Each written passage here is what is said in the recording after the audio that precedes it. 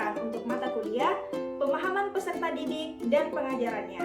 Perkenalkan, saya Nur Faslina dan beberapa rekan dari kelompok 4, ada Ibu Nurfaini, Ibu Nurfila, dan Ibu Nurfitasari Syarif akan menjelaskan beberapa pembahasan menarik terkait mata kuliah ini. Nah, kalian sudah penasaran kan? Yuk kita simak.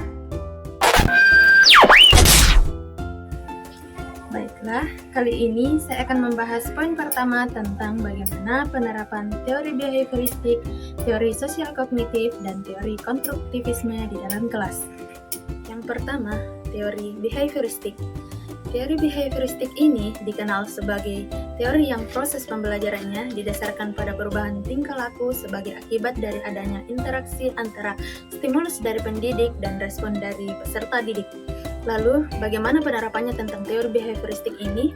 Salah satunya yakni, guru harus menyusun materi secara lengkap yang mudah dipahami oleh peserta didik. Kemudian, guru harus mampu membuat bahan ajar yang menarik untuk peserta didik. Nah, contoh dari penerapan teori behavioristik ini misalkan, seorang guru fisika memberikan pujian kepada peserta didik yang secara aktif berpartisipasi dalam eksperimen kelas yang menjawab pertanyaan dengan benar tentang hukum-hukum fisika. Dengan memberikan penguatan positif, guru dapat meningkatkan motivasi siswa untuk lebih aktif dalam pembelajaran. Selanjutnya tentang teori sosial kognitif. Teori sosial kognitif ini lebih menekankan pada proses berpikir siswa, sedangkan guru berperan memberikan sarana berupa pandangan atau pemahaman yang mengarahkan pada fungsi kognitifnya. Contoh dari teori belajar sosial kognitif ini dalam proses pembelajaran antara lain, yang pertama, guru meminta peserta didik untuk merefleksikan pengalaman mereka melalui sebuah laporan harian. Yang kedua, guru membentuk beberapa kelompok peserta didik untuk melakukan diskusi, kemudian meminta peserta didik untuk menjelaskan materi di depan kelasnya, lalu peserta didik lain mengajukan pertanyaan.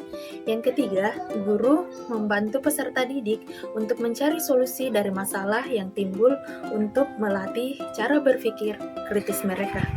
Dan masih banyak poin-poin lainnya.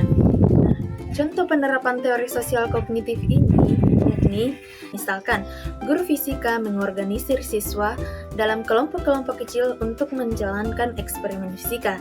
Dalam kelompok-kelompok ini, peserta didik mengamati, berinteraksi, dan belajar satu sama lain melalui pengalaman kolektif. Mereka dapat berbagi pemahaman mereka tentang fenomena fisika yang diamati. Nah, yang terakhir yaitu teori konstruktivisme. Teori konstruktivisme ini mempelajari tentang pengetahuan yang tumbuh dan berkembang melalui pengalaman. Teori konstruktivisme membangun perspektif tentang berbagai hal dan membangun makna berdasarkan pengalaman. Contoh penerapan teori belajar konstruktivisme dalam proses pembelajaran ini terdiri dari beberapa poin. Nah, yang pertama yaitu guru mendorong kemandirian dan inisiatif peserta didik dalam belajar. Yang kedua, guru mengajukan pertanyaan terbuka dan memberikan kesempatan beberapa waktu kepada peserta didik untuk merespon. Yang ketiga, guru mendorong peserta didik untuk menghubungkan dan merangkum konsep-konsep melalui analisis, prediksi, justifikasi, dan mempertahankan gagasan atau pemikirannya. Yang keempat, guru melakukan dialog dan diskusi di dalam kelas untuk membantu peserta didik mengubah atau menguatkan gagasan-gagasannya. Yang kelima, guru memberikan kesempatan kepada peserta didik untuk menguji gagasan-gagasan mereka melalui diskusi kelompok atau pengalaman nyata. Contoh penerapan teori konstruktivisme, misalkan proyek penelitian. Nah, di sini guru fisika memberikan tugas kepada peserta didik untuk melakukan proyek penelitian fisika tentang topik tertentu seperti gaya, energi, atau gerak. Nah, di sini peserta didik diminta untuk merumuskan pertanyaan penelitian mereka sendiri, merencanakan eksperimen, mengumpulkan data, dan menarik kesimpulan. Dengan cara ini, peserta didik secara aktif membangun pemahaman mereka tentang konsep fisika melalui pengalaman penelitian mereka sendiri. Model-model pembelajaran yang terbentuk berdasarkan prinsip konstruktivisme antara lain. Pertama, discovery learning. Model pembelajaran ini merupakan model pembelajaran yang mendorong siswa untuk belajar secara mandiri melalui konsep prinsip-prinsip serta mendorong siswa untuk mempunyai pengalaman mereka sendiri lalu menghubungkannya dengan prinsip-prinsip tersebut. Model pembelajaran ini dilakukan di kelas dengan memberikan materi kepada siswa lalu memberikan kesempatan kepada mereka untuk mengidentifikasi masalah lalu menghubungkannya dengan materi pelajaran. Yang kedua, inquiry learning. Model pembelajaran ini merupakan model pembelajaran yang mengaktifkan proses berpikir dan belajar siswa. Model pembelajaran ini dilakukan di dalam kelas dengan memberikan materi kepada siswa lalu membimbing mereka untuk berpikir kritis dengan mengaitkan materi dengan dunia nyata. Yang ketiga, jigsaw. Model pembelajaran ini merupakan model pembelajaran kooperatif yang memungkinkan siswa untuk belajar secara berkelompok. Model pembelajaran ini dilakukan di dalam kelas dengan membentuk beberapa kelompok yang terdiri dari 3-5 orang siswa, kemudian bertanggung jawab atas materi masing-masing, lalu didiskusikan untuk mencapai dan membentuk suatu pengetahuan yang utuh.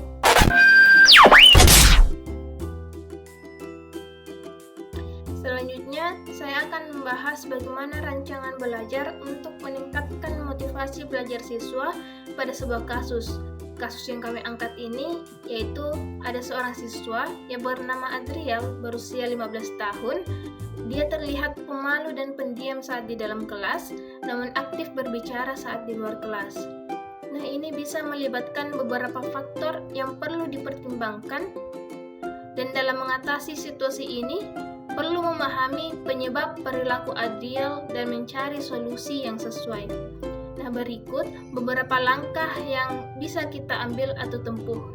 Yang pertama, yaitu mengidentifikasi penyebab perilaku. Nah, pertama-tama, guru dan staf sekolah perlu mencoba memahami apa yang mungkin menjadi penyebab perilaku Adriel. Mungkin ada faktor-faktor pribadi, sosial, atau akademik yang mempengaruhi cara dia berperilaku baik di dalam maupun di luar kelas. Yang kedua, komunikasi terbuka, yaitu mengadakan pertemuan atau wawancara dengan Adriel secara pribadi untuk mendengarkan pemikiran dan perasaannya. Ini dapat membantu mengungkapkan masalah atau kekhawatiran yang sedang ia hadapi. Yang ketiga, menciptakan lingkungan kelas yang mendukung. Guru dapat mencoba menciptakan lingkungan kelas yang aman dan inklusif di mana Adriel merasa nyaman berpartisipasi.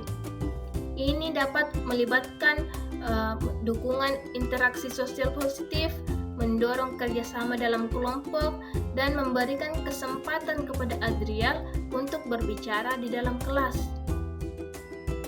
Yang keempat, yaitu pemanfaatan kecakapan berbicara di luar kelas, yaitu menggunakan minat Adriel dalam berbicara di luar kelas sebagai aset dalam pembelajaran. Misalnya, guru dapat mengintegrasikan kegiatan yang memungkinkan dia untuk berbicara dan berbagi pengalaman pribadinya di dalam kelas. Yang kelima, pembelajaran kolaboratif, yaitu menggunakan pendekatan pembelajaran kolaboratif di mana Adriel dapat berinteraksi dan berkolaborasi dengan teman sekelasnya. Ini dapat membantu meningkatkan rasa percaya dirinya dan kemampuan berbicara. Yang keenam, yaitu dukungan individu. Jika ditemukan masalah yang lebih mendalam, seperti kecemasan sosial atau masalah pribadi lainnya, perlu dipertimbangkan untuk dukungan individu, baik dari konselor sekolah maupun dari psikolog. Yang ketujuh, yaitu melibatkan orang tua.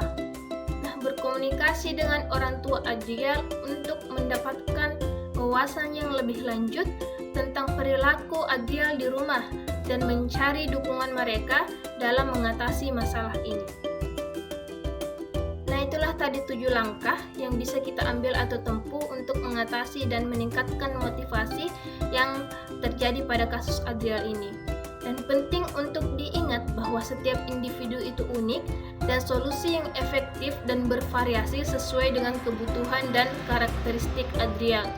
Dan penting juga untuk menciptakan lingkungan kelas yang mendukung perkembangan pribadinya maupun akademiknya.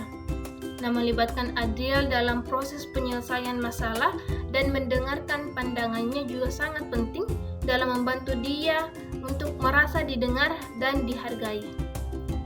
Nah, calon guru profesional, sangat menarik bukan pembahasan kita tadi? Kini kita memiliki banyak wawasan baru khususnya terkait teori belajar, model belajar, apalagi kita diberikan solusi ketika peserta didik kita memiliki permasalahan khususnya dalam meningkatkan motivasi belajar mereka. Karena tentunya menjadi guru profesional harus memiliki banyak formula ketika peserta didik kita memiliki masalah.